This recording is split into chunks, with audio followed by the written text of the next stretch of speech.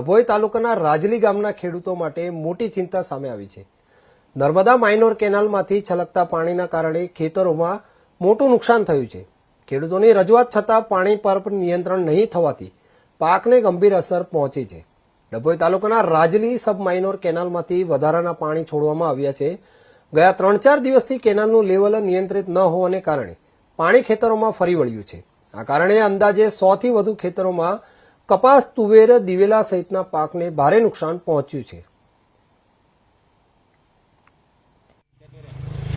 શું સમસ્યા છે તમારી? રાજલી માઇનોરમાંથી જે પાણી છોડવામાં આવ્યું છે નર્મદા નિગમનું તે ખેતરોને મેં ભરાઈ ગયું છે અને નુકસાન થયું છે। ઘૂંટણ સમાનું પાણી ભરેલું છે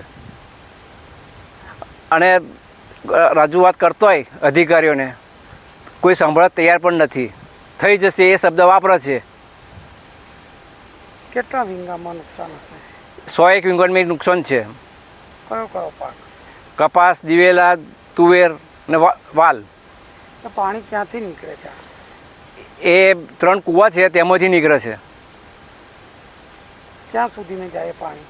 અરે ઘણું આગળ જતું રહે છે। પાણી જેટલું બધું ફૂલ પાણી છે તે રોકાય એવું જ નથી। ઉપર લોકો ખેડૂતો ઉપર એ કરે પણ નથી મેળ પડતો। કેનાલમાં આવ્યા પછી છલકાય છે? હા, કેનાલમાં આવ્યા પછી અતિશય પાણી આપવાથી જ્યારે જરૂરિયાત છે તે વખત પાણી આલતા નથી એ લોકો।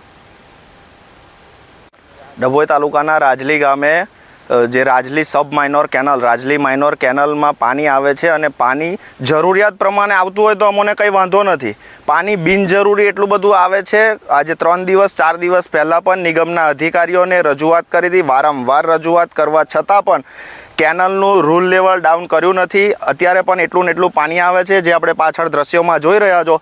જેમ કે ઘૂંટણસમાં પાણી ભરાઈ ગયા છે। ઓછામાં ઓછું 100-150 વીંગાથી વધારે નુકસાન થઈ ચૂક્યું છે। કપાસ, દિવેલા, તુવેરા પાછળ તુવેરમાં દેખાય છે બહુ જ પાણી ભરાઈ ચૂક્યું છે। અધિકારીઓને વારંવાર રજૂઆત કરી છતાં પણ અધિકારી કંઈ કરવા તૈયાર નથી। 2 દિવસ 3 દિવસ પહેલાં પણ કીધું હતું પાણીનું રૂલ લેવલ જેમ બને તેમ ઓછું રાખો। અત્યારે પાણીની એટલી જરૂરિયાત નથી। અધિકારીઓની તમામ બેદરકારીના કારણે ખેડૂતોનું નુકસાન થઈ રહ્યું છે। જો પાણી કદાચ જરૂરિયાત હોય ને જરૂરિયાતના કારણે થોડું ઘણું નુકસાન થતું હોય તો ખેડૂત વેઠી શકે। અધિકારીની તમામ બેદરકારીના કારણે નુકસાન થઈ રહ્યું છે।